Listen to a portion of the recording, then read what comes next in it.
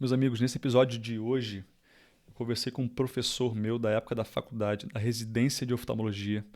É uma pessoa calma, tranquila e sabe muito sobre oftalmologia. É um excelente cirurgião, opera até hoje, né, miopia e astigmatismo.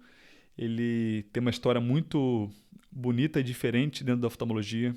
Ele é mestre pela Unifesp, Universidade Federal de São Paulo, e hoje tem coordena pós-graduações em medicina integrativa, fala sobre medicina integrativa para médicos de todas as áreas, fala sobre oftalmologia integrativa, coordena o curso de graduação, ou seja, para as pessoas que estão se formando em medicina.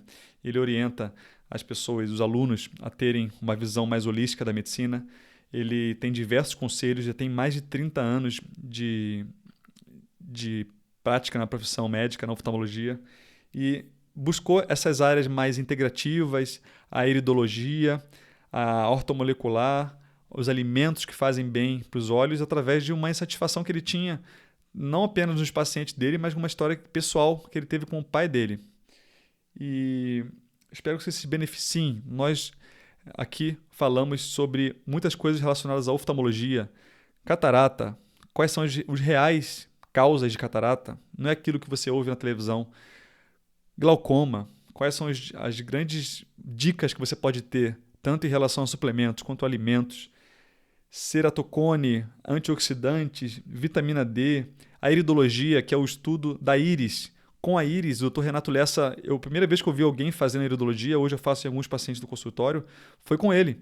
Ele fez em mim, ele fez em algumas amigas da minha turma, e através do exame da íris ele conseguia dizer diversas coisas e ele acertava, tanto relacionado à psicologia, quanto relacionado ao perfil nutracêutico, a questão dos órgãos, a questão da digestão, o acúmulo de muco, consumo de leite, enfim.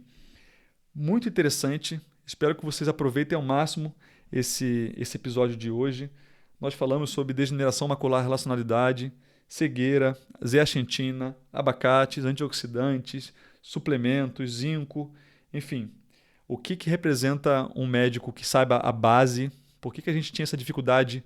Muitas vezes eu operava no hospital, oftalmologia, quando eu atendia.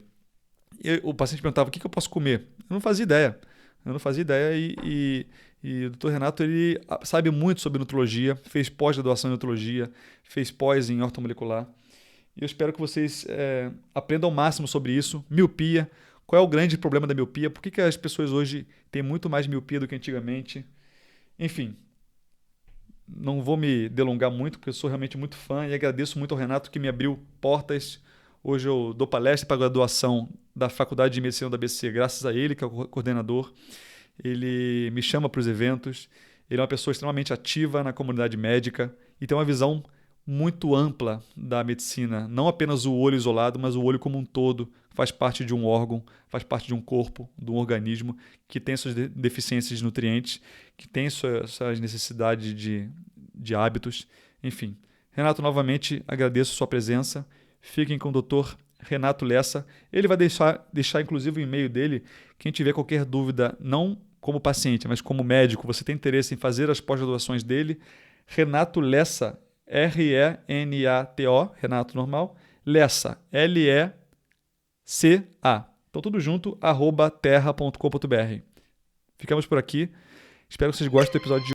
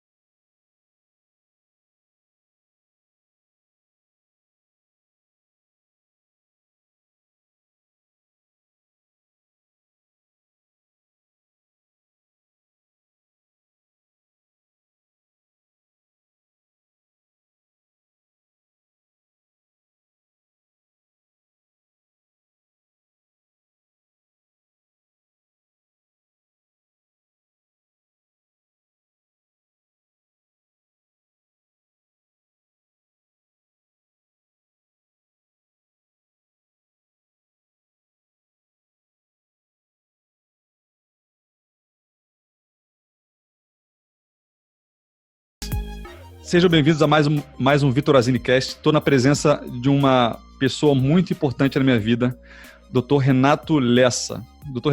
Renato Lessa, para quem não conhece, ele foi meu professor de oftalmologia, quando eu estava cursando a residência lá em Santo André, São Paulo. E ele foi uma das pessoas responsáveis por fazer eu abrir a minha cabeça para outras coisas.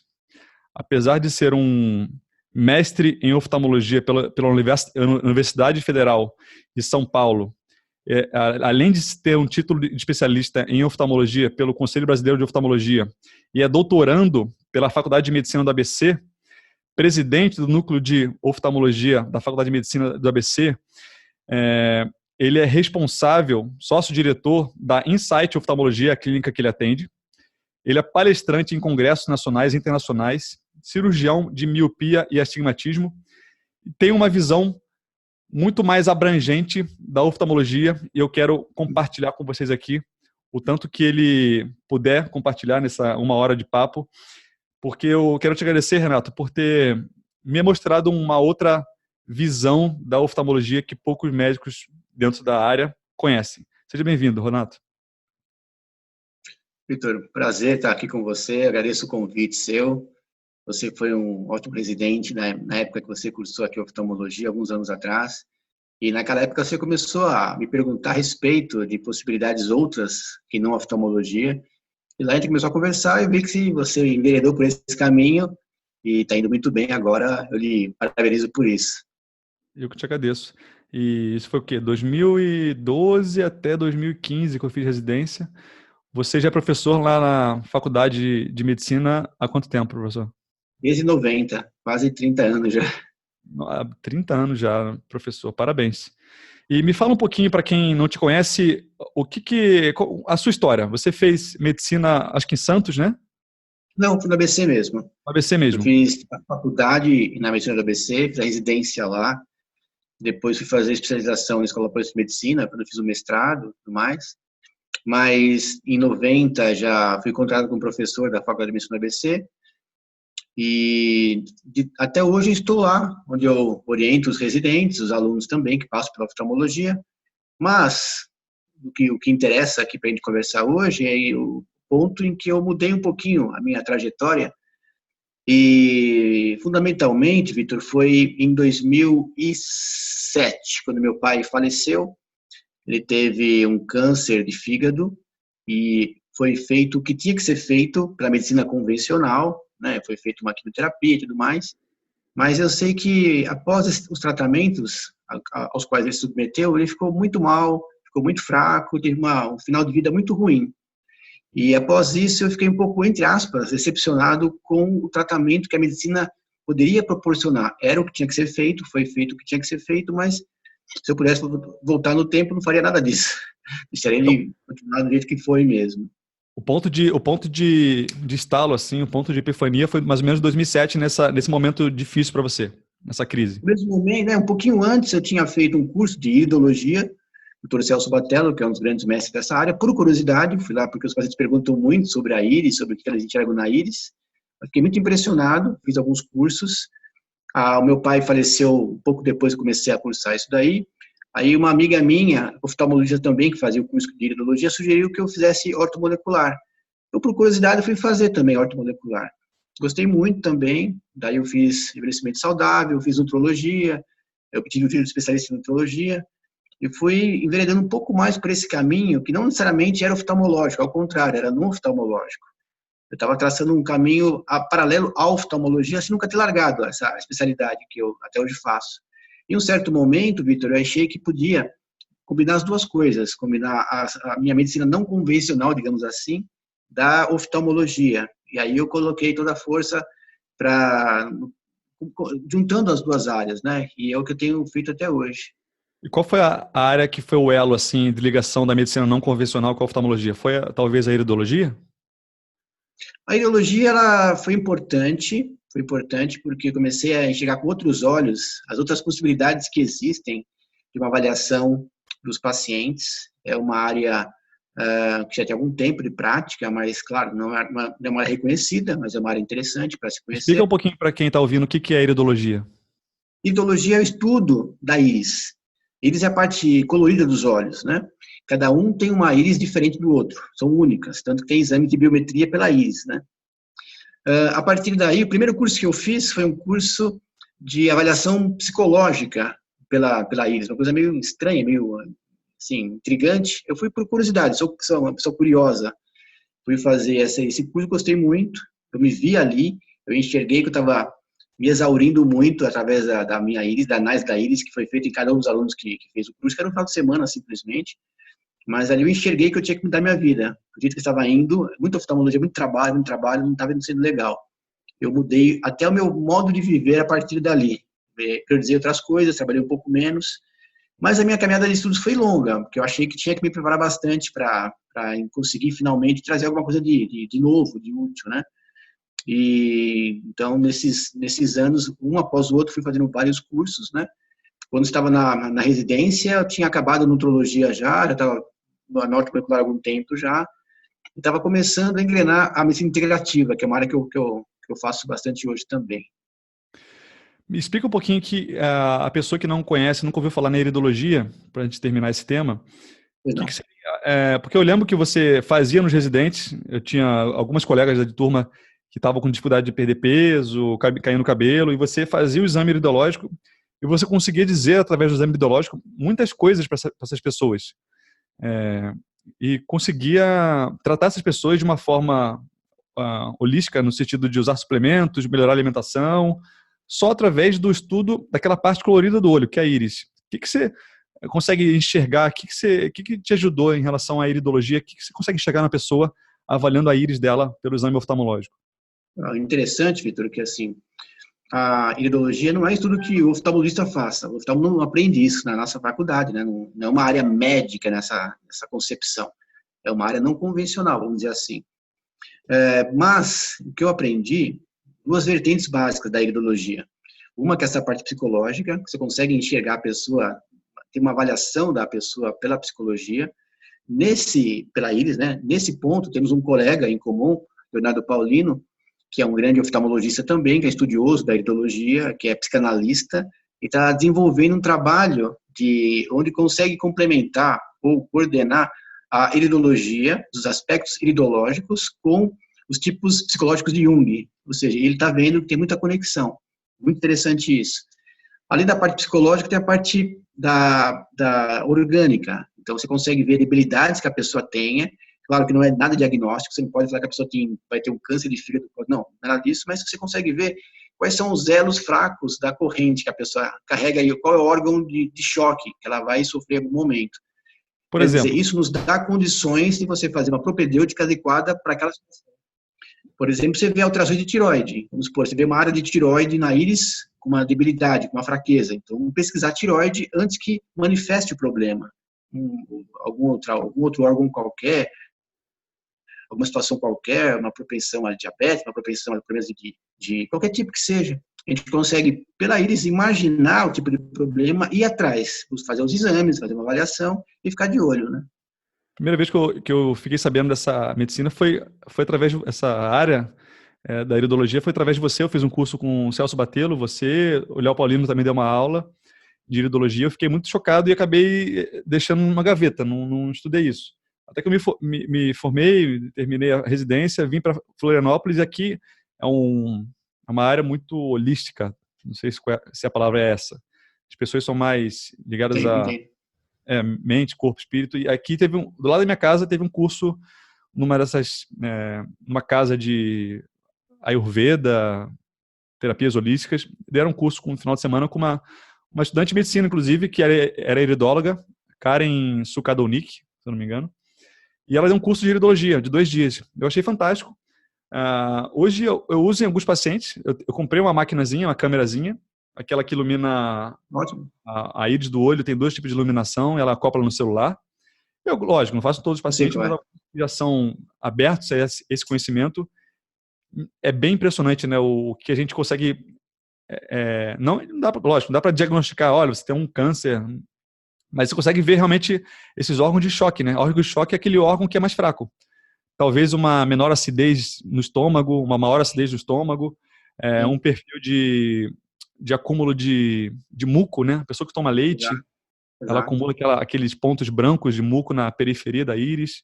O que mais exato. você pode ver na íris que seria interessante? Você vê Olha, muito. muito a parte da desbiose, que você lida bastante com isso, desbiose você consegue ter uma boa ideia. A parte da própria energia, que a gente vê pela hora pupilar interna também, é muito interessante isso, um ponto bem interessante. Você vê alterações de fibra do colágeno, você vê alterações. Eu gosto muito da parte psicológica. Como é que a pessoa é, o seu tipo que é. Eu Você gosto consegue mais inferir o tipo psicológico que a pessoa tem pela eu íris? gosto, eu gosto mais de fazer avaliação psicológica do que propriamente a parte orgânica, que eu também faço, claro, porque para nós, somos oftalmologistas, a gente olha o olho sempre, todo dia, você consegue ver muita coisa ali, se você quiser enxergar. Para isso, tem que dar uma olhada, mas tem que ter um conhecimento um pouco mais global, não só apenas oftalmológico. Por isso que muitos colegas nossos não têm isso, não fazem, e ainda tem uma pecha de ser uma coisa não oficial, não ok. Então, o pessoal denigre muito a ergologia, mas para quem já conhece, vê que ela funciona bastante.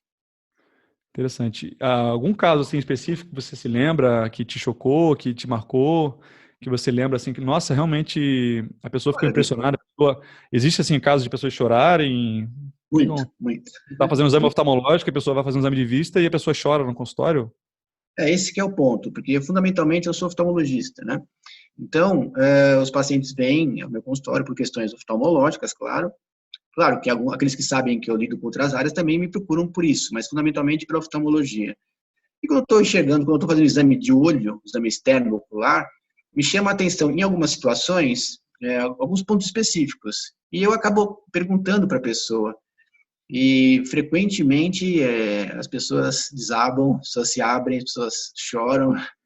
E, a partir daí, a gente começa a fazer uma conexão adequada, porque a pessoa se desarma de suas armaduras, né, de suas couraças, e a gente começa a tentar ajudar de um aspecto um pouco maior. Aqui em São Paulo, que é o meu trabalho, muito estresse, muita competição, muita ansiedade, muita tentativa de conquistar alguma coisa. Então, é um tipo diferente de paciente do que em Florianópolis, eu imagino.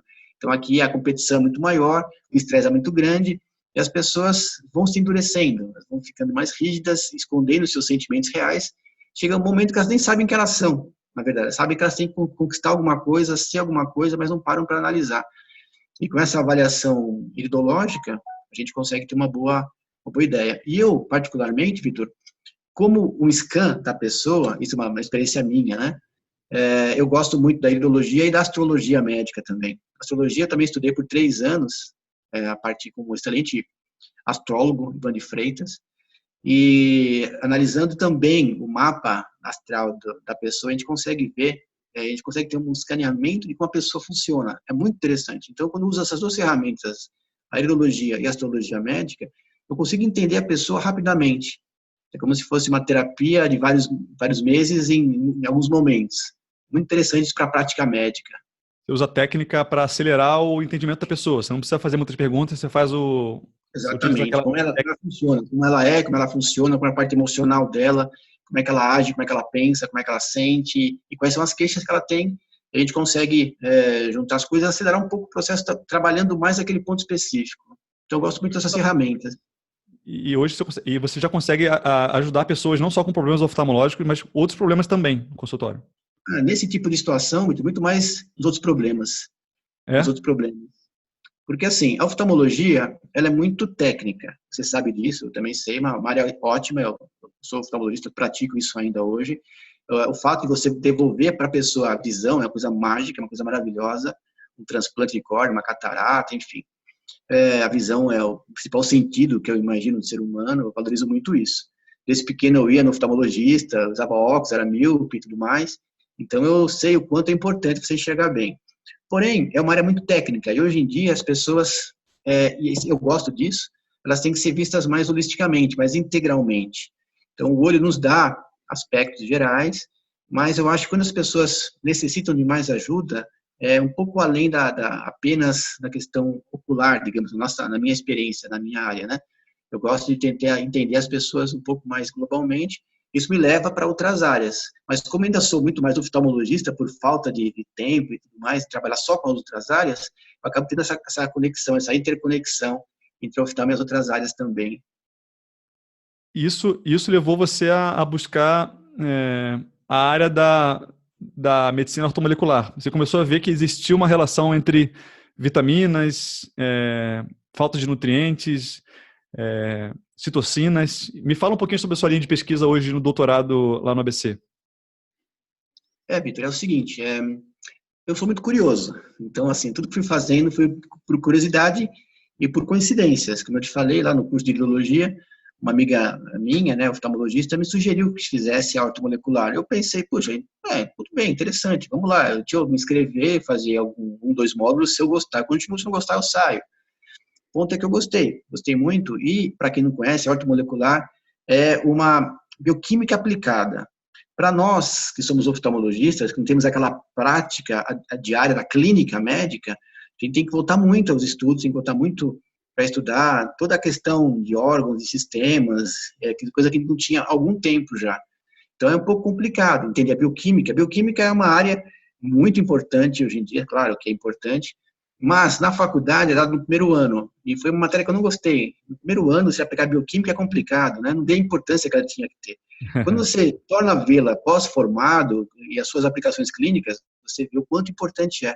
Farmaco, eu sempre falo para os estudantes de medicina para se dedicarem às áreas básicas, fisiologia, bioquímica, farmaco, são áreas que o médico acaba esquecendo, tendo uma certa dificuldade na prática, né? E é fundamental. Então, a ortomolecular é uma bioquímica aplicada, eu gostei bastante desses conceitos, fui fazendo 2 anos de formação, e a partir daí fiz a nutrologia, que aí sim é uma área, uma especialidade médica, a orto é uma prática médica, né? E para ter o título de especialista e conseguir trabalhar sem nenhum problema nessa área, porque é complicado para o oftalmo trabalhar uma obesidade, por exemplo, né? Então, legalmente, eu achei que é interessante fazer nutrologia, para ter as condições até legais de trabalhar com isso sem nenhum tipo de problema. Na ortomolecular é muito comum as pessoas quererem emagrecer, é bastante comum isso. E outra parte é as doenças mais complicadas, que após passar em clínicos, em várias clínicas, procura ortomolecular como uma terapia, uma tentativa última de salvamento, vamos dizer assim. Mas, quando fui fazer a monografia, tanto da ortomolecular como da nutrologia, a doença oftalmológica mais implicada com essa parte era a degeneração macular relacionada à idade, DMRI, que a gente chama, né? Aquela doença da terceira idade, é a maior causa de cegueira na terceira idade. Quando a pessoa vai envelhecendo, vai perdendo lentamente a visão central. Você conhece muito bem disso, mas para os pacientes para o nosso público entender como funciona isso, é aquela perda de visão central com envelhecimento. Muito bem. Isso aí tem alguns trabalhos já ligando vitaminas ao tipo de situação dessa doença, fiz a monografia nesse ponto. Até que eu cheguei à ideia de começar a ir um pouco mais fundo, né? Tem um simpósio sobre esse tipo de vitamina, os carotenoides maculares, né, luteínas e zeaxantina, em Cambridge, lá na Inglaterra. Fui 3 vezes para lá, esse simpósio, aprender um pouco mais. E trazendo para cá os conhecimentos, eu comecei a tentar linkar essa parte de vitaminas e tudo mais com os problemas oftalmológicos. Mas não apenas com a luteína. Eu comecei trazendo da medicina ortomolecular e da nutrologia outros aspectos. Então, a gente hoje está trabalhando com pesquisas na parte de vitamina D, você conhece bem também, que é muito importante, os carotenoides, a luteína e a zeaxantina, as citocinas inflamatórias e as enzimas antioxidantes, trazendo um painel inflamatório e antioxidante das doenças oculares, as mais diversas. Quais seriam, então, aí você foi, só para poder voltar, você foi nesse simpósio lá algumas vezes nos Estados Unidos, relacionado à luteína, zeaxantina aí? Você falou outra coisa? Basicamente essas, os carotenoides maculares, né? E você viu que existe uma forte relação entre a nossa nutrição e a saúde Exato. da mácula. Cada vez mais eu percebo isso, Vitor. E a mácula, para quem não entende, é a região mais nobre da retina, do olho. A gente recebe a imagem no olho, a luz bate e o anteparo dessa imagem bate lá no fundo do olho, na parte de dentro do olho, a parte interna, que é a retina. E o meiozinho é a mácula, que é a parte mais nobre. E existem alguns minerais, vitaminas e minerais que são fundamentais para a saúde dessa mácula. Como o Dr. Renato falou, a luteína, zeaxantina. E você começou a ver que existe uma forte correlação entre vitamina D, entre citocinas inflamatórias. Quais são as doenças que você viu que tinha uma forte correlação entre essas citocinas anti-inflamatórias ou inflamatórias e a vitamina D? Dá exemplos para o público leigo. Olha, Vitor, o olho é um órgão especial no corpo humano. Por quê? ele recebe a iluminação solar diretamente. Então, já tem esse ataque, né, da luz solar, da radiação ultravioleta. Essa radiação, ela gera todo um aspecto de radicais livres na região da retina macro especialmente. Os receptores, os fotorreceptores, as células, basicamente, da retina são cheias, a gente chama de ácidos graxos, né? São, no caso, ômega 3, ômega 6, que podem ser facilmente desnaturadas, né? E, além disso, a respiração das células da retina, a formação de radicais livres pela respiração da célula da retina é a maior do corpo humano por centímetro quadrado, por milímetro quadrado, no caso. Ou seja, o olho é um órgão especialmente propício a sofrer os radicais livres. Então, é um órgão excelente para você analisar na parte inflamatória, oxidativa. O que você faz usando esses óculos, por exemplo, que é uma marca sua também, é tipo uma proteção ocular. Ou seja, vocês veem que é uma lente mais amarelada, para conseguir bloquear um pouco os raios azuis, é exatamente o que a luteína e a gestualina fazem no seu olho também. Então, você está fazendo um tratamento, evitando problemas de retina com essas lentes. É o que a gente vê que o corpo humano faz usando as próprias vitaminas, vamos dizer assim. Os carotenoides, que é a luteína e as axantinas, não são fabricados no corpo, eles são apenas vindos da alimentação. Por isso é importante se alimentar. Até aproveite para falar para o público, que pergunta bastante no consultório, o que é bom para a vista. Boa. O que é bom para a vista... Eu ia te perguntar isso. Uma frase, uma questão clássica. Fundamentalmente, tudo que é verde escuro e amarelo avermelhado, amarelo e vermelho, são bons para os olhos.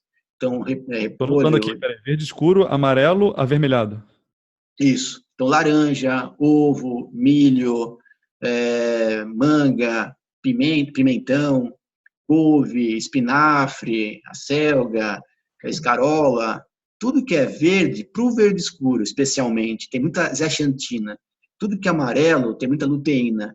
Então, essas substâncias são importantes para você se suplementar, né? Para você se alimentar mesmo. Verde escuro, então zeaxantina. Para mim, os dois eram zeaxantina e luteína. Não, então amarelo é luteína. Para mim, a luteína estava no verde. Então, sabia totalmente errado. E o abacate?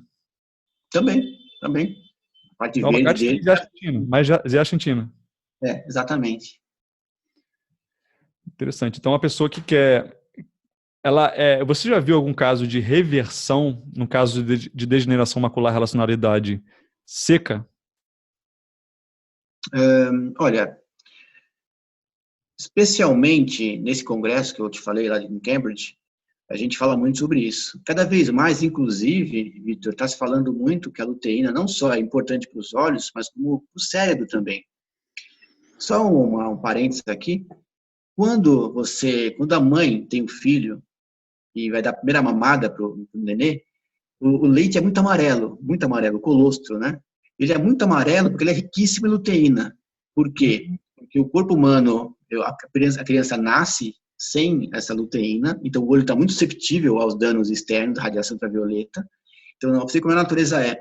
Na primeira mamada, ela já toma aquele colostro que é riquíssimo em luteína, não só para a visão, uma proteção da visão, mas para a parte cerebral. Cada vez mais se vê que a cognição está muito ligada à luteína. Então, cada vez mais observa-se que alterações, demência, alterações neurodegenerativas da pessoa no passar do tempo estão muito ligadas também à quantidade de luteína que tem no cérebro. Então, cada vez mais se observa essa relação luteína, olho, cérebro, que é uma coisa que a gente também está pesquisando bastante. Quanto à DMRI, que é a degeneração macular, quanto à reversão, que é um pouco difícil a gente frisar categoricamente, mas pelo menos uma parada, uma estabilizada no crescimento, sim. Como eu tenho uma experiência boa nessa parte de luteína, o que eu vejo em casos de glaucoma, em casos de proteção ocular de modo geral, ela é muito bem indicada. Eu não posso falar que ela reverte, que ela protege, porque não tem dados científicos ainda. Sim. Mas é algo que eu vejo que para a saúde ocular é muito interessante você prescrever.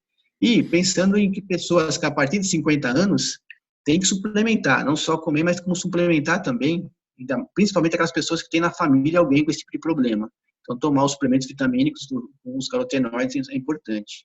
Que suplementos que você recomenda geralmente uma pessoa com mais de 50 anos, caucasiana, branca, e você vê que está com parâmetros no sangue de oxidação, enfim, fatores de oxidação, fatores inflamatórios, o que você recomenda, tanto em termos de hábitos, alimentação, quanto em termos de suplemento? Ótimo. Então, saindo um pouco da parte de visão, eu recomendo muito a luteína, recomendo muito a zeaxantina, recomendo muito cobre, recomendo selênio, recomendo vitamina C, vitamina E, mas especialmente o mais importante é a luteína e a zeaxantina. Sempre que eu falo para os pacientes que vão para os Estados Unidos, eu peço para eles comprarem esses suplementos que é bem mais barato lá, por exemplo. A astaxantina é muito interessante também, um antioxidante muito importante, também um carotenoide. E agora, como suplementos gerais, quando eu vejo que a pessoa está muito oxidada, é sempre interessante você pensar nas enzimas antioxidantes, né, a formação que elas têm e dar os suplementos adequados. Como minerais, zinco é muito importante, porque ele está muito comprometido com o estresse come muito zinco, né, e ele é muito importante para o corpo inteiro. Vitamina D, a gente está vivendo uma epidemia de hipovitaminose D, até nos trabalhos que eu estou fazendo aqui a gente observa isso. A parte de cobre, que também você tem que passar, se você passa o zinco e cobre. Selênio é importante também. Os ômegas, ômega 3 especialmente, porque a gente tem que lembrar que nossa dieta é muito rica em ômega 6. Então, fundamentalmente, esses minerais, as vitaminas, vitamina C, vitamina E, vitamina C, que é muito importante, é realmente muito importante, a vitamina E, que também tem outro tipo de ação, mas é muito importante também em conjunto, você dá. Seria esse o kit básico, né? Magnésio também é importante. Magnésio. Eu vi uns trabalhos relacionando magnésio com melhora. Isso na residência, eu lembro que eu vi isso. Eu falei, caramba, mas não estava estabelecendo causa e efeito, é apenas observacional. É melhora do campo visual ao longo do tempo, usando magnésio. Você trabalha com magnésio também? Em relação à saúde dos olhos? Assim, cientificamente não, mas na prática a gente observa que nas minhas fórmulas, sempre que eu prescrevo para os pacientes, vai magnésio também. Magnésio, zinco, cobre, selênio, taurina, importante. Também para a visão noturna, importante a taurina. O mirtilo, vamos pensar ainda mais, o mirtilo, para quem tem aquela queixa de baixa visão noturna, o mirtilo é muito interessante. Lembrando que na guerra, os pilotos ingleses, quando iam voar para guerrear com os alemães, sempre antes de voarem, eles comiam uma geleia de mirtilo, para melhorar um pouquinho essa qualidade visual, eles tinham esse hábito, sim. Então, as vitamina E, enfim, as luteínas, a zeaxantina, são produtos importantes para a visão especificamente. Quem está ouvindo aqui e talvez tenha um parente que tenha catarata, ou tem catarata, eu na faculdade, na residência, eu via que era importante para catarata sol, evitar o sol.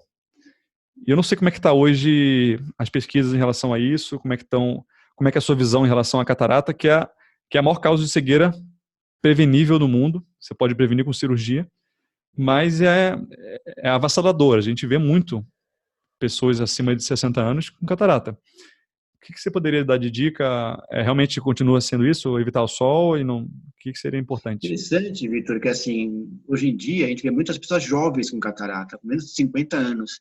Está ficando muito mais comum que antigamente nós encontrarmos pessoas jovens com catarata. Eu relaciono isso muito ao estresse. O estresse, eu acho que ele gera uma série de condições ruins no corpo humano, inclusive na própria visão. Então, a gente observa muito isso. Fora isso, que é um achado mais novo, e é um achado que tem, assim, impressionado os colegas mesmo, o sol ainda é um ponto complicador para a catarata. Mas, eu acho que todo o metabolismo que não for bem adequado, que não for bem tratado, aí entra o estresse, a alimentação e tudo mais, o cristalino também sofre, que é uma área, é uma parte muito sensível, então, vamos dizer assim, do corpo humano. Interessante que imagina-se que quando a pessoa tem pouca luteína, tem pouca proteção na mácula, o próprio corpo, ele por si só causa condições metabólicas de escurecimento do cristalino, formando a catarata, para evitar que a luz solar fulmine a retina, como se fosse uma proteção do próprio olho. Uma adaptação do próprio corpo por esse mecanismo de pouca fatores anti-inflamatórios. É uma linha que algumas pessoas defendem, né? Uma hipótese. É uma hipótese interessante. Lembrando que a catarata, ou cristalina, é riquíssima em vitaminas, riquíssima em luteína, zinco. O olho tem uma condição muito alta de minerais e vitaminas, maior que o resto do corpo, por exemplo, né? É um órgão muito interessante para estudar essa parte científica, vamos dizer assim. É. Quando eu fazia oftalmologia, eu acreditava que tinha muito a ver com o metabolismo do sorbitol também, que é um metabólito do metabolismo da glicose, da glicólise, da quebra da glicose. E talvez por esse excesso de glicose também, a pessoa que come muito açúcar, come muita farinha, Sim. Eu creio acaba nisso. entrando em glicose, né? Eu creio nisso, essa parte interessante do excesso de açúcar, né? A gente está passando por outra epidemia hoje em dia, que é a miopia. Então, a miopia hoje cada vez mais é frequente. Acha-se que até 2050, metade da população mundial vai ser míope. A gente observa que hoje em dia é difícil estabilizar uma miopia, está sempre aumentando o grau de miopia. Quando eu comecei a fazer oftalmologia, há muito tempo atrás, 21 anos parava o crescimento do corpo, parava o crescimento do olho, acabava para poder operar tranquilamente bem uma miopia. Hoje em dia não, hoje em dia a pessoa com 20, 30, 35 anos e a miopia está crescendo ainda. Muito trabalho de computador, de leitura, hoje nosso muda muito isso. Lembramos que, interessante que após a Segunda Guerra Mundial, quando o Japão se abriu um pouco para os hábitos ocidentais, aumentou muito o nível de miopia. Quando os esquimós do Alasca começaram a consumir açúcar nas dietas ocidentais, aumentou muito o número de miopia. Ou seja, a alimentação, a má alimentação que nós temos, o excesso de açúcar, por exemplo, frituras e refrigerantes, fast food que nós comemos muito, o olho sofre com isso. E eu sempre oriento para as pessoas, para as crianças, para as mães, né, em relação às crianças que têm miopia, que é pouco falado hoje pelos colegas oftalmologistas, porque é uma área mais que envolve nutrologia também, a alimentação adequada para as crianças, né? Nesse sentido, para evitar o aumento da miopia face à má alimentação. E talvez ali a má alimentação também contribua com esse estresse oxidativo, Com contribua com certeza, catarata também, né? com certeza. Nesse sentido, Vitor, os bons hábitos gerais de vida são importantes. São importantes, fazer uma ginástica, se alimentar bem, dormir bem, os pilares, né? Evitar um pouco o estresse, a ansiedade, que acho que é o mal do nosso século, não só o estresse, mas também a ansiedade, trabalham muito contra o nosso corpo, né? Você aumenta muito radicais livres, o corpo está sempre tendo que se defender. Ainda mais pessoas que têm diabetes, que têm resistência à insulina, que têm problemas pequenos que sejam, vão se avolumando. Eu vejo minha mãe com 71 anos, ela tem uma alimentação muito boa desde os, sei lá, dos 45 anos dela. Ela era nutricionista, mas ela é uma nutricionista que seguia aquela pirâmide ortodoxa, né, que comia muita farinha, mas depois melhorou muito. E hoje, a última vez que eu fiz exame nela, não tinha nada de catarata. 71 anos, no padrão epidemiológico, ela já deveria ter catarata. Obviamente que existe uma variação Sim. de pessoa para pessoa, né? E tem muito a ver com o Mas estresse nesse ponto, Vitor, que eu acho que a oftalmologia, falando da minha área, né, especificamente, tinha que se abrir um pouco mais da parte técnica simplesmente ocular, tinha que começar a entender outras coisas, outras relações que existem no corpo humano, metabolismo e tudo mais, que fazem reações nos olhos e eles acabam sofrendo com isso. Na nossa área não existe uma prevenção da catarata, existe você ver a pessoa evoluindo com a sua catarata e operar. Então é complicado quando o paciente nos fala, não, doutor, o que eu faço para evitar que aumente a minha catarata? Espera. É, Não opera, fala né? nada, né? A cirurgia é muito efetiva, temos que lembrar isso, é muito boa, realmente, muito tranquila, muito interessante, com certeza. Mas, para aqueles que não querem operar por qualquer motivo, tem uma catarata muito pequena, que atrapalha pouco a visão, eu acho que orientações gerais deveriam ser feitas assim. O oftalmologista moderno ele já consegue oferecer algumas coisas diferentes para aquela pessoa que não quer operar muitas vezes, né? Eu conheci o Zequinha, não sei se você conheceu o Zequinha, ele era chefe do setor de retina da UF, da Universidade Federal Fluminense, lá no Rio de Janeiro. É amigo pessoal do meu pai. E eu lembro que ele fez um estudo com Elion Póvoa, na época do Elion Póvoa, e o Elion Póvoa pegou Sim, um grupo de pessoas no departamento de retina da UF e separou. Ó, um grupo de pessoas vão fazer laser, vão fazer vitrectomia, tratamento convencional. O outro grupo, ao invés de fazer isso, é, logicamente ia fazer isso, não ia deixar de fazer, porque é o padrão ouro, mas ia fazer isso mais tratamentos ortomoleculares, endovenosos, antioxidantes, ácido alfa-lipoico. E a diferença foi tão grande, que aí começou a vir parentes, como o Rio de Janeiro, aquela bagunça, né? Começou a vir conhecido do outro, que começou a melhorar. Eu também tenho um parente que melhorou também, que começou a melhorar tudo. A pessoa começou a emagrecer, começou a melhorar a cabeça. Foi tão gritante que ele abandonou a oftalmologia, abriu um consultório de ortomolecular no interior de São Paulo, atende até hoje, E dá cursos de endovenosos. Interessante, né? Você E vê, é bem isso que a gente observa mesmo. eu acho que talvez a questão da miopia, não acho que é só a questão alimentar, estresse oxidativo, acho que tem a ver com hábito também. Você vê, Sim, Singapura, sim, tá vendo uma sim. estatística, Singapura é um dos países mais educados que existem, né? Praticamente 100% das crianças estão na escola e todo mundo faz faculdade. 90% das crianças com 12 anos, 90% usam óculos para miopia. Sim, sim. Talvez seja o hábito ali, fica o dia inteiro, as pessoas hoje ficam o dia inteiro no YouTube, né? Fica vendo vídeo, Netflix, com o computador, É, não usa mais computador, usa celular agora, e a sua visão fica para perto, o olho se adapta. Aquela adaptação faz uma contração do músculo ciliar, talvez, ele fica contraído, e aí o cristalino fica enrijecido, não consegue mais relaxar para olhar para longe. Talvez seja um problema do hábito também, né? pensando de forma antropológica, temos que lembrar que nossos antepassados, no âmbito das cavernas, tinham que olhar para longe só, ver as presas, ver os animais perigosos, quer dizer, não tinha que ver nada de perto, basicamente, né? Ver como o mundo mudou muito. Hoje em dia, a gente quase não usa nada para visão para longe, muito para perto. O que você falou, o cérebro vai entendendo que você quer ver de perto bem. Então, nesse sentido, é interessante que ele se torne míope, para chegar bem de perto, mas para longe vai desfocar. Então, foi uma mudança, uma adaptação com o tempo, que parece que está acontecendo. Agora, em Singapura, já vou te falar, nesse ponto, Vitor, que trabalhos apontam já uma baixa vitamina D nos pacientes com miopia, Ah, é? vitamina D sérica. Então, há trabalhos indicando isso, ligações entre a baixa vitamina D sérica e miopia também. É. Não dá pra gente saber a causa, né? Dá pra ver a associação, né? Eles estão na escola, Exatamente. realmente, pode ser vitamina D, pode ser má alimentação, né? E Realmente. lembrando para quem está nos ouvindo que a única forma, ainda hoje, que tem como hábitos de você evitar um aumento da miopia, entre aspas, comprovado, é você não ficar tanto entre quatro paredes. Você tem um trabalho fora, né?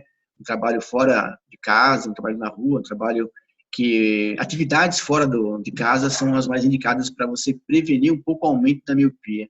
Observou-se que aquelas crianças que ficam muito em casa, a miopia aumenta mais do que aquelas que saem, que têm atividades fora. Interessante. E em relação ao glaucoma, doutor Renato, o que você tem visto assim de fora da caixa? O que você acha que seria interessante as pessoas que estão ouvindo, têm algum parente com glaucoma, o que elas poderiam ter de sacada ouvindo você? Quanto ao glaucoma, é uma área muito interessante, é um processo neurodegenerativo, a gente pode avaliar isso. Tem Explica um pessoas que pouquinho o acham que é que glaucoma. Explica um pouquinho o que é glaucoma. glaucoma é uma alteração do campo de visão. A pessoa vai tendo como se fosse um tampão daqueles dos cavalos, por exemplo. Ela vai tendo cada vez mais um campo tubular, vai perdendo o campo lateral, ele vai ficando cada vez mais central, até chegar numa uma visão de luneta, praticamente, né? Porque o nervo óptico vai sofrendo com a pressão aumentada do olho. Então, a teoria que existe, a mais clássica é essa, que a pressão do olho aumenta, isso afeta o nervo óptico, morrem células do nervo óptico, e em campo de visão morrem células que enxergariam, principalmente as áreas periféricas. A pessoa não percebe isso, por isso que é importante fazer um exame periódico ao oftalmologista, depois dos 40 anos especialmente, porque ele só vai perceber quando começa a bater muito o ombro nas portas, por exemplo. Não percebe que tem alguma coisa do seu lado. E quanto antes vir esse tipo de problema, quanto antes observar, quando se tratar, mais vai evitar a progressão da doença. Eu acho que no glaucoma, é uma doença muito interessante para a gente analisar, porque os antioxidantes, a luteína mesmo, a zeaxantina, o ácido alfa-lipoico, tem uma série de situações não diretamente ligadas à oftalmologia que pode ter uma atuação bastante importante. O magnésio, que você falou, para isso a gente tem que entender um pouco mais como é que funciona. Para mim, a retina, não, mas eu creio, eu acredito na minha função nesse sentido, que a retina, claro que mas mais do que os colegas, a retina é uma parte do cérebro também. Nervo óptico, a retina é uma parte do cérebro. Então, a Tem a gente tem mesma que origem, né? pensar, Inclusive. exatamente. Então, a gente tem É que pensar, neuroectoderma, né? Não, neuro... Esqueci o nome. neuroectoderma. É, Então, neuroectoderma. Então, aí, o ponto é que você tem que analisar mais do que simplesmente baixar a visão, sabe? Baixar a pressão, que é o que a gente faz na oftalmologia. Você baixa a pressão, mas eu acho que tem muito mais. É uma doença ainda pouco conhecida, uma doença que vale a pena estudar um pouco mais nesse conceito da neuroproteção, de todas as substâncias que protegem um pouco o próprio cérebro das lesões do estresse oxidativo, a gente joga para o glaucoma.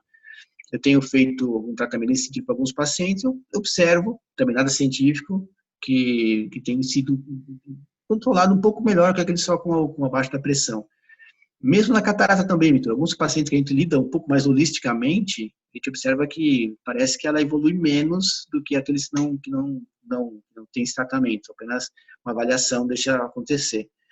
Nesse sentido, aproveitando já, que eu meio que estou colocando para os colegas essa questão, esse conceito da oftalmologia integrativa. A oftalmologia integrativa é uma área nova que a gente está lidando com isso pioneiramente, vamos dizer assim, onde a gente traz para a oftalmologia conceitos das ciências básicas, conceitos de outras áreas da medicina para a oftalmologia, coisas que os colegas não estão acostumados a ver, a fazer, a pensar, a discutir.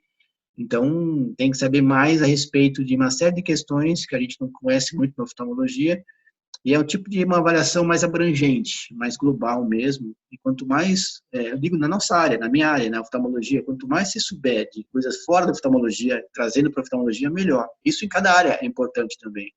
Então, o médico tem que ser cada vez mais multidisciplinar, tem que entender um pouco mais de vários sistemas. Acho que o médico no futuro vai ser assim, né? O médico tem que saber um pouco de várias coisas, especialmente lidar com as questões que levam em conta os principais pilares do ser humano, alimentação, exercício, hábitos gerais. Se o médico não entender isso, ele vai perder espaço para outros profissionais, né? O ortopedista hoje tem que saber como que ele faz para nutrir o paciente ficar bem nutrido para que a sua articulação não se degenere, exatamente, não se inflame. Exatamente. O neurologista tem que saber, o pediatra tem que saber como nutrir, não é só tratar gripe, resfriado. E o oftalmologista, como é um órgão, o olho é um órgão muito específico, a gente demorou muito para entender isso, que o olho faz parte de pessoas com problemas de corpo. O ambulatório de retina é isso, né? É muito triste ver. Eu lembro que eu ficava no ambulatório de retina, era muito triste ver as pessoas fazendo injeções caríssimas. Muitas vezes elas melhoram durante o tempo, mas não se melhora os hábitos dela, não muda a alimentação e aquilo volta. A edema macular volta, a retinopatia diabética volta, porque não mudou a base, né, o terreno biológico da pessoa, né? Exatamente, é isso em cada área, como você comentou, Vitor. Cada área tem que ter a sua avaliação mais integral. Nesse sentido do diabetes, os oftalmos tratam como se fosse a parte final, a parte que está exposta do iceberg, não vem toda a parte que está abaixo da água. Se a pessoa só lida com aquilo lá, não adianta, vai voltar, vai ter novos problemas. E esse eu acho que é típico da medicina moderna, quando a gente foi cada vez mais especializando em partes pequenas, esquecendo, infelizmente, de ver um pouco o contexto geral. Isso eu acho que em todas as áreas, né? Então, a gente tem que começar a abrir os olhos para isso novamente. Esse curso da oftalmologia integrativa é voltado para estudantes de medicina ou para médicos oftalmologistas?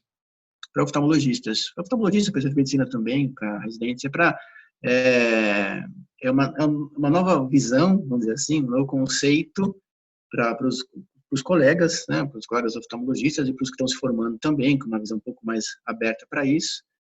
Então, para esse curso, que vai ser dia 3 agora de agosto, aproveitando para comentar um pouco a respeito para os colegas oftalmologistas, vão ser abordados temas os mais diferentes que a gente está acostumado a ver, mas todos com aplicação para oftalmologia mesmo, né? Tudo desde estresse oxidativo, ômega 3, vitamina D, carotenoides, enfim, passando por termologia, passando por a inteligência artificial, passando por a questão do intestino, a questão do cérebro, enfim, tudo isso aí, aumentando um pouco nosso conhecimento sobre o olho. É fantástico ouvir isso, porque eu acho que é uma coisa inédita, né? Eu nunca vi, ainda mais na Unifesp que vai ser realizado, né? Sim, Unifesp. Você conseguiu uma coisa inédita, que é fazer um curso de oftalmologia integrativa no departamento de maior prestígio no Brasil, né? Realmente foi muito bom, né? Abrir esse espaço para a gente, né? E vamos aproveitar e fazer um curso bom para o pessoal aprender o máximo possível mesmo. E você também tem um curso dentro da área da graduação para os médicos que estão se formando, muito inovador também. Não só dentro da oftalmologia, mas como na graduação. Me explica um pouquinho o que é esse curso seu, que você promove. Vitor, então, quando eu comecei a fazer muitas áreas, né, eu estudei Ayurveda, estudei acupuntura, medicina chinesa, fiz vários cursos, né? Eu sou uma pessoa, como eu te falei, curioso, uma pessoa curiosa, vou fazendo, vou aprendendo, uma coisa puxa a outra, não sou só eu, quem faz essas áreas acaba indo por esse caminho. Chegou um momento que a gente tinha tanto conhecimento de várias áreas, um pouquinho de cada, que eu propus para a Faculdade de Medicina do ABC, onde eu trabalho lá, a criação de um curso inédito no Brasil para graduação, que é o curso de Medicina Integrativa. Temos que lembrar que fora do país, nos Estados Unidos, todas as grandes universidades têm esse curso. É uma realidade lá fora do país, na Europa, nos Estados Unidos, mas no Brasil não tinha. A nossa faculdade aceitou, nós abrimos o curso lá de forma pioneira, já tem uns 3 anos. Nós tivemos a sorte de abrir uma liga acadêmica de medicina integrativa. Ah, é? Liga essa teve um trabalho premiado no Congresso Mundial de Medicina Integrativa ano passado, nos Estados Unidos, sobre Uau. estresse de medicina. Os alunos? Né? E os alunos de medicina têm muito estresse, né? E o número de suicídios é grande também, relativamente falando. Então, a gente fez um trabalho para avaliar, ao longo dos anos, como é que é o nível de estresse dos alunos. E foi premiado lá no Congresso Mundial de Medicina Integrativa.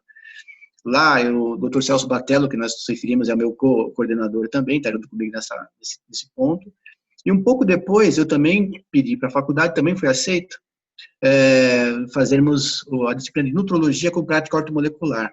Também uma coisa inédita no país. O Dr. Efraim Elzever, que é o nosso mestre em ortomolecular, também me ajuda nesse sentido, também é coordenador dessa disciplina, faz 2 anos e meio que estamos ali. A gente fica muito feliz com o interesse dos alunos, a gente está muito feliz de a faculdade abrir esse espaço para a gente, né, desenvolver esse nosso trabalho. Então, os alunos estão gostando também, que a única chance deles verem coisas diferentes que não podem vir na medicina. Você mesmo foi lá dar uma aula na integrativa, o pessoal gostou bastante da sua abordagem geral. Já está convidado para novamente participar da nossa. Estou usando o podcast para cavar meu novo convite. Exatamente. Além disso, a gente também coordena uma pós-graduação de medicina integrativa, como pós-graduação mesmo. Então, assim, eu tenho uma atuação diversificada. Medicina integrativa, oftalmologia, agora juntando as duas coisas, oftalmologia integrativa. E já aproveitando também, em outubro, você também está convidado, vamos fazer o simpósio brasileiro de medicina de oftalmologia integrativa, levando para a Faculdade de Medicina do ABC, onde vai ser esse simpósio, os nossos colegas do Brasil inteiro que fazem coisas não convencionais, para a gente já conversar, discutir a respeito, ver o que tem faz muita coisa em cima disso, para tentar trazer para a medicina convencional alguns desses ganhos que a gente está obtendo nas áreas, vamos dizer assim, não convencionais. Tudo, claro, cientificamente, com esse respaldo científico, né? Uau, então, Renato, o que você, como um médico, um professor que dá aula para graduação, para a pessoa que está ouvindo aqui, que talvez seja um aluno de medicina, um aluno de nutrição, qualquer área da saúde e tem interesse, qual conselho você, como um professor já de 30 anos no mercado, daria para alguém que está começando? Existe algum livro, alguma forma de pensar? O que você sugeriria para quem está começando, para ter uma cabeça como a sua, que você construiu ao longo do tempo? Eu acho, Vitor, que assim, boa pergunta. Eu falo isso para os alunos já, quando estão lá. Primeiro, tem que se dedicar muito às áreas básicas, porque quanto mais ele souber de área básica, mais ele vai levar bem a sua vida profissional. Por quê? Porque o médico, como eu falei, ele esquece um pouquinho dessas áreas mais básicas, né, da bioquímica aplicada, ele fica muito nos sintomas, sinais, sintomas, tratamentos, sinais do tratamento. Isso é importante. Essa avaliação mais global, essa visão mais integral do ser humano, mais humanística do ser humano é importante também. Sem contar estudo. A gente sabe bem disso, nós temos que estudar muito, temos que estudar constantemente. Então, o aluno que quer ter sucesso na vida profissional, cada vez mais, porque a concorrência está grande, né, o número de médicos cada vez aumenta mais, tem que estudar muito, tem que se dedicar muito, tem que gostar do que faz, tem que gostar da medicina, tem que gostar do ser humano, e estudar as ciências básicas, especialmente, e depois de formado, tentar fazer uma carreira não só ligada àquela área, mas buscando outros conhecimentos, buscando outras técnicas, outros caminhos que possam integrar mais conhecimento à sua prática mesmo, né? Lembrando que o fundamental de tudo isso, cada vez mais, você tem que ter um tratamento humanístico com o paciente, cada vez menos técnico. É importante a técnica, mas é importante também saber lidar com o paciente, saber conhecer o paciente, saber conversar e trabalhar com ele, ou seja, uma avaliação, um comportamento mais holístico do próprio centro de medicina, que é quem está desenvolvendo na faculdade, com esse grupo com a liga, com os alunos, vai ser muito interessante nesse sentido. E ainda hoje, pelo que eu sei, é a única faculdade que dá aula dessas matérias, né? E eu agradeço a Faculdade de Medicina da ABC que me abriu essas portas e me fez realmente pensar fora da caixa. Não existe nenhuma faculdade de oftalmologia, no caso eu fiz residência de oftalmologia, que a gente aprendia administração oftalmológica, aprender a administrar Perfeito. clínica, contador, a gente tinha e era pioneiro. Agora tem a parte de oftalmologia integrativa, a parte de ortomolecular, enfim, graças a você e outros professores, doutor Zé Ricardo, que faleceu há pouco tempo. Então, a pessoa que está ouvindo aqui, ela quer saber mais sobre todos esses cursos, curso de oftalmologia integrativa, curso de medicina integrativa, ortomolecular. Existe algum lugar, algum site, rede social que ela possa saber dados ou um e-mail que ela possa perguntar para saber mais com você ou alguém da sua equipe? Olha, assim, para quem possa interessar, bem, quiser bater um papo com a gente aqui, quiser me contactar, pode mandar o e-mail para mim mesmo, Renato Leca, sem ser o cedilha, Renato Leca, terra.com.br. Liga para mim que eu dou as orientações que precisar. renatoleca@terra.com.br. Isso. Fundamentalmente, para os colegas que se interessarem na pós-graduação de medicina integrativa, ela é feita na FAPS, que é um lugar em São Paulo muito conceituado nessa parte ortomolecular, faps.net, que é o site deles lá. E o resto, esse curso da Unifesp, vai ser agora dia 3 de agosto, que interessa em oftalmologia integrativa. Procure o site do Centro de Estudos de Oftalmologia da Unifesp, que está tudo direitinho marcado lá. E esse simpósio brasileiro de oftalmologia integrativa, também, quiser contactar comigo inicialmente, vai ser mais fácil até, a gente até desenvolver bem esse aspecto. E sobre as disciplinas da faculdade, também quem ter interesse em conhecer as disciplinas, conhecer as ligas, conhecer o trabalho que a gente faz, também é só mandar e-mail para a gente que a gente dá as coordenadas. Perfeito, Renato. Eu quero te agradecer demais pelo tempo, eu sei que o seu tempo é escasso. Eu fiquei há muito tempo tentando arrumar essa conversa com você, porque eu sei que o conteúdo que você trazia aqui era um conteúdo muito, muito refinado, muito sofisticado, mas a nossa audiência tá bem preparada para isso, tenho certeza. E realmente, estudar as áreas básicas nos tornam médicos diferenciados, né? Parece muito bobo falar isso, né? Mas o médico oftalmologista que sabe alimentação, o paciente adora. Não só o paciente, você conquista o paciente, conquista a família dele, conquista a confiança dele. Eu não sabia orientar, a gente operava catarata, eu não sabia orientar o pós-operatório, o que vai comer? Sei lá, eu falava, não come. A gente tinha a regra do 2 sim, 1 não. O paciente perguntava, né, da alimentação pra gente, que era oftalmologista. Não sabia nada de alimentação. O que eu posso comer porco? Eu falava sim. Posso comer carne gordurosa? Sim. Posso tomar refrigerante? Não. Porque tem que ter uma restrição, né? E falando essa restrição, eu achava que ganhava confiança. Mas era totalmente aleatório, era uma regra nossa lá. E hoje eu sei que não é bem assim e isso é um grande diferencial. Estudar a área básica, estudar bioquímica, histologia, metabolismo, mitocôndria, isso é muito importante realmente e nos diferencia. Algum recado final, Renato, para a gente finalizar? Eu sei que já passei da hora aqui. Vitor, só te cumprimentar, te parabenizar. A gente já te acompanha há algum tempo já, a sua carreira, desde a oftalmologia, quando eu falei que você foi um ótimo residente, mas você acabou seguindo esse outro caminho. Eu tenho até um pouco de orgulho de ter dado os primeiros passos para você seguir essa área. Acompanho o seu sucesso, acompanho a sua performance, fico muito feliz, muito orgulhoso de ter te ajudado um pouquinho. O que a gente quer mesmo é isso, que as pessoas que nos procuram, como aluno, professor no caso ali, prospere e vá em frente. O caminho que você seguiu é um caminho que eu sei muito bem que é difícil, é um caminho que demanda muito estudo, muito conhecimento extra, mas eu já tenho muito oftalmologia, mas tenho muitos conhecimentos extra, você se dedicou bastante, você foi atrás, você procurou, e está indo muito bem. Então, para mim é uma honra, é um prazer estar com você aqui nesse seu canal, nessa sua possibilidade, e desejo para você que você continue com esse sucesso que você está tendo, desenvolvendo sempre e abrindo esses caminhos para as pessoas, que o que você faz, as pessoas querem saber, querem conhecer. Então, meus parabéns para você e para mim foi uma honra e um prazer. Te espero lá na faculdade para dar sua aula também. Será uma honra, sempre estou de portas abertas para você. Obrigado mesmo pelo convite e é isso. Obrigado novamente, Renato. Boa semana, desculpa o horário, a gente se prolongou um pouquinho, mas o tema foi bem interessante mesmo. Espero que vocês curtam. Abraço. Obrigado.